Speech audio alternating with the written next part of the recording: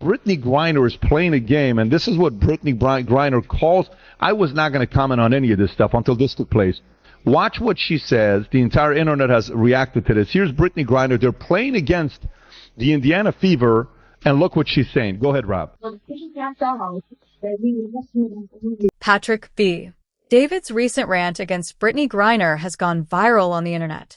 The founder of Valuetainment didn't hold back at all when he saw the widely circulated video of Griner's comments on Caitlin Clark. Remember to subscribe to the channel and use the like button if you're enjoying this video. Remarkably, more than 90% of our readers are still not subscribers. It only takes a second to subscribe, is totally free, and helps us make more films like this. Have you signed up yet? Thank you if you have. Thank you so much for your support. Let's return to the video now.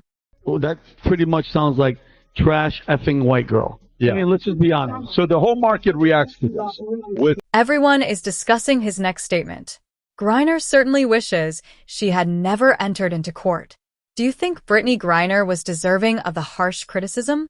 Or did Patrick wager that David mistreated her? Being able to read the expressions of a person, know their intent, know their character, know their perspective. But he does understand hate, because I think he also understands the hate of self. When you look at the play, which is all we can speak to as professionals, all we can speak to as analysts, Angel Reese. After Patrick bet David delivered one of the most vicious takedowns in sports media history, Brittney Griner is most likely still picking up her jaw off the floor. The wealthy businessman and media mogul absolutely destroyed Griner after the release of that viral movie and didn't hold back. This was not only a criticism. The WNBA's current culture was completely dismantled, exposing all of its shortcomings. Let's start by talking about the first causes of PBD. The whole argument began with what looked to be a simple basketball play between Caitlin Clark and Angel Reese. But it quickly became something much bigger and more ridiculous, as Bet David pointed out. Angel Reese pushed one of Clark's teammates. Clark fouled Ray in response. Then Ray performed what PBD called one of these LeBron flops, falling to the ground as though she had been shot by a sniper. But this is where everything became really stupid. Oh, to Bet, David says that instead of handling it like a normal basketball play, certain media personalities immediately jumped to make it about race. Angel Reese started making contentious comments, and DeMarcus Cousins started talking about Clark's protection due to her race. PBD started to get really upset at this time. G. Hill held one of the most ridiculous viewpoints in sports history.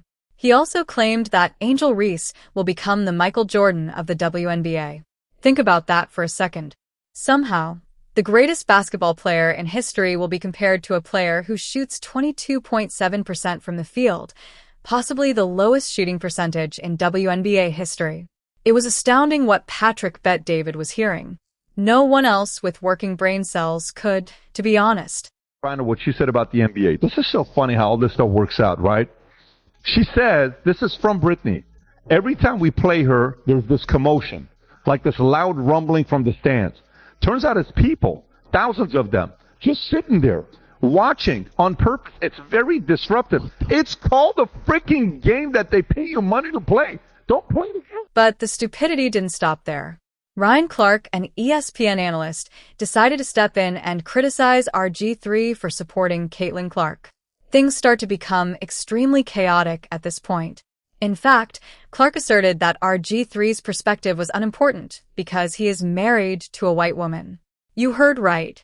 A well-known sports commentator claims that a black man's opinions on race are unimportant because of the person he married. Patrick Bet David was shocked to see that video.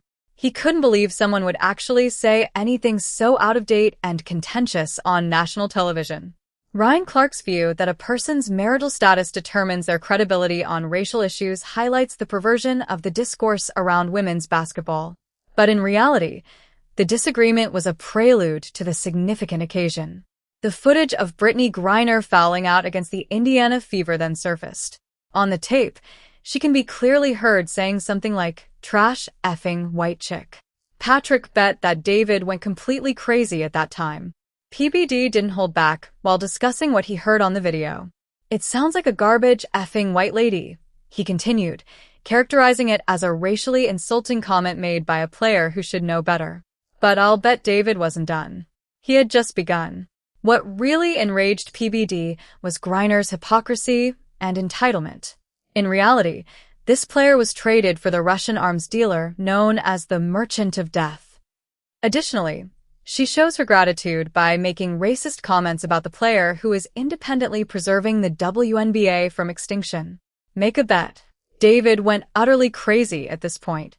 He reminded everyone that the U.S. administration traded Victor Bout, one of the world's most dangerous arms dealers, for Griner in order to release him from Russian detention.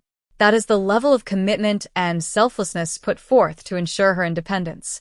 In exchange, she turns around and disparages an American teammate who is providing their league with unprecedented exposure and revenue.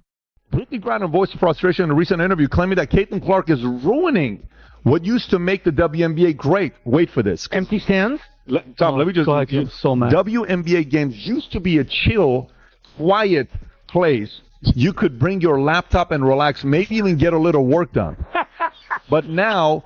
it's like there's a large gathering of people watching us from the stands. Some of them are yelling crazy shit about what they're seeing, putting unfair pressure on us to score like we're there for their entertainment. And that's pretty gross. Are you... okay, Rob, can you verify that this is what she said on the mom-and-pop WNBA model? That she's sick of the... And then she says, the whole thing is toxic. I saw a guy with his daughter in the crowd, both of them yelling, couldn't hear what they were saying exactly, but it was either about my performance or some light racism. But Patrick didn't stop highlighting how absurd Griner's behavior was. Then, he made some remarks that were allegedly from Griner bemoaning the fact that there were actual supporters in the arena. According to these allegations, Griner was annoyed because thousands of fans were watching games and paying attention to what was happening on the court. And I know Adam, I'm going to piggyback off of Adam because Adam's been saying this for a while, that this is why the WNBA is never, ever, ever going to work and never make money. And this is exactly what Caitlin Clark gets for bending the knee. Do you guys remember when she said, when we lost all respect for her, when she said, I want to say I've earned every single thing, but as a white person, there is privilege. And the more we can elevate black women, this is going to be a beautiful thing. That's when it was all over. And Angel Reese and Brittney Griner, they walk around like the league owes them something. Even Ryan Clark's attitude as if, bro, where's the victimhood? These are freaking millionaires. Like, what are you talking about? Attitude is no humility, just entitlement, and that's not confidence. The quotes were so ridiculous that they sounded like parodies. In the past, WNBA games were a peaceful, comfortable setting where you could bring your laptop to relax and maybe even work. She apparently said that having fans yell and cheer was unfairly pressing us to score, as if we were there for their entertainment, according to Griner's reported concerns.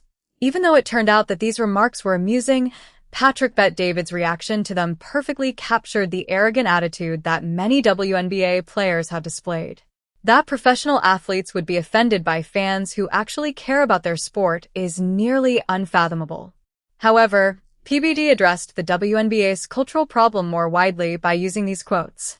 Athletes like Griner and Angel Reese act as though the league owes them anything, he said.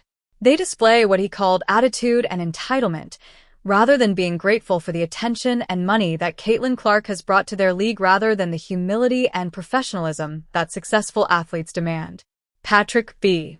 David effectively destroyed the victimization mentality that dominates the WNBA. He emphasized that these wealthy sportsmen are complaining about racism and unfair treatment even though they play in a league that loses tens of millions of dollars every year. They are funded by the NBA, business sponsors, and the mainstream media. They are still victims in a sense, though. The founder of Valuetainment was quite severe when expressing how this thinking is destroying the league's potential. He asserted that instead of resolving their problems, the WNBA started underwater and is only making things worse. That's exactly what's happening. Caitlin Clark is a generational talent with the ability to elevate the entire sport, but they are too focused on playing victim to take advantage of her. The broader media narrative that disparages Clark while defending players like Gurrier and Ray was another focus of PBD. He argued that by bending the knee and making comments about white privilege, Clark actually hurt herself rather than focusing only on basketball. When Clark tried to appease her critics by talking about the progress of black women, no one was pleased. That's why she looked weak. In this case, Patrick wagered, David really showed off his business acumen. He knows that successful businesses do not reward victimization and entitlement. Professionalism and results are rewarded. On the other hand, this is how the WNBA has been behaving, condemning the one player who is actually having an impact while defending those who are unable to perform. This concept is emphasized by the Angel Reese figures mentioned by PBD. With a field goal percentage of 22.7%, this player may have the lowest shooting percentage in WNBA history. Caitlin Clark, however, receives protection and advancements despite constant criticism. Ree's 43.8% shooting percentage when she is inside 5 feet of the basket shows that she can't even make layups regularly. Patrick Bet David brought attention to the absurdity of calling someone the Michael Jordan of something when they are unable to make shots from point blank. He noted that even Karl Anthony Towns, who is thought to be inconsistent in the NBA, would be offended by the comparison to Angel Reese's performance level. PBD's most detrimental argument, however, focused on the behavior's long-term consequences. We'll see how much the WNBA depends on Caitlin Clark for money and viewership when she gets hurt or takes time off, he stated. The league will see a sharp decline in attendance and ratings, proving that Clark alone attracts more attention than all of their other players combined. This prediction came true when it was announced that Clark would be out for 2 weeks due to an injury. Well, Patrick Bet David replied. He knew it would draw attention to the league's dependence on its one true star, so we'll see how viewership changes. No matter how much the other WNBA players whine about being underappreciated, the market will determine their actual value. David also made a fascinating comparison between Caitlin Clark and Jackie Robinson. He conjectured that Clark might become the Jackie Robinson of the WNBA because she is the first white superstar in a league dominated by black players to face hostility inside her own sport, rather than because she is dispelling racial stereotypes. This contrast highlights the situation's irony. Jackie Robinson battled prejudice from outside the game while adding talent and enthusiasm to baseball. Caitlin Clark faces hostility from the basketball community despite giving women's sports previously unheard of attention and financial support. Both were unquestionably beneficial to their respective sports. However, they faced resistance for challenging the status quo. Patrick B. David's analysis of the media's role in this conflict was especially perceptive. He argued that commentators like Ryan Clark and Jamal Hill are more interested in advancing racial narratives than in accurately assessing basketball. They are creating controversy and stirring up outrage rather than celebrating the incredible talent and rivalry seen in women's basketball. PBD also highlighted the hypocrisy of the WNBA's financial models. The league loses tens of millions of dollars a year and is entirely dependent on NBA support. Athletes like Griner, meanwhile, lament the fact that spectators show up to their games. It's like claiming that customers' eagerness to buy your products is ruining your business. Because of his background in business, the founder of Value Transformation has a distinct perspective on these matters. He understands that successful companies need to focus on what actually adds value rather than what makes people feel good about themselves. The WNBA is still having financial problems because, despite having actual talent, they have been prioritizing feelings over performance. Patrick Bet David also emphasized the broader cultural problems affecting professional sports. He noted that the NBA is facing similar issues as a result of players like LeBron James, who are pro-China, anti-cop, and anti-American. When leagues prioritize political messaging over entertaining basketball, they alienate the same fans they need to grow, which costs them money and viewers. This strategy is very detrimental. When families want to watch basketball together, they don't want to be lectured about social justice. Casual fans who are looking for entertainment don't want to be informed that they are causing the problem. When sports become political drama, they are no longer entertaining. Furthermore, Caitlin Clark's handling of the event was appropriately criticized by PBD. He pointed out that when Clark made comments about white privilege and promoting black women, she was trying to appease critics who would never be satisfied. Instead of focusing on what made her special as a player, she got caught up in racial issues irrelevant to basketball. This deliberate mistake caused Clark to lose credibility with both sides of the debate. Her critics did not give her credit for acknowledging privilege, while her admirers were disappointed that she felt the need to apologize for her achievement. It's a perfect example of how racial politics rarely helps anyone, especially athletes who should be focused on their sport. The more general conclusion drawn from Patrick Bet-David's study is that identity should be subordinated to merit. By prioritizing racial issues over basketball prowess, the WNBA is squandering the opportunity to build something special in professional sports around genuinely talented women like Caitlin Clark. PBD's projection of viewership during Clark's injury-related absence will be the final test of his case.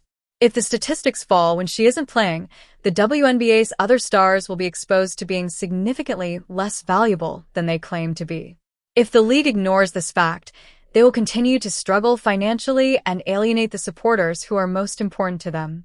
Patrick Bet-David was responsible for the brutal yet crucial takedown of Brittney Griner in the troubled WNBA.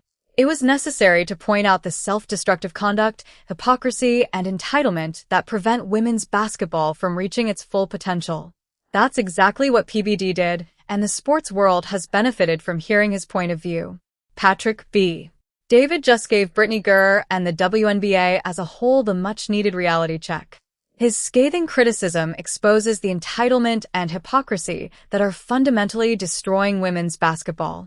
What were your thoughts on PBD's violent demise? Please feel free to express your thoughts below.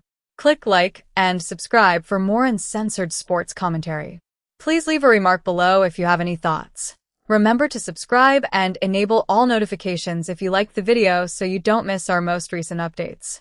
We appreciate your viewing and hope to see you in the upcoming video. To continue watching, click the video on your screen.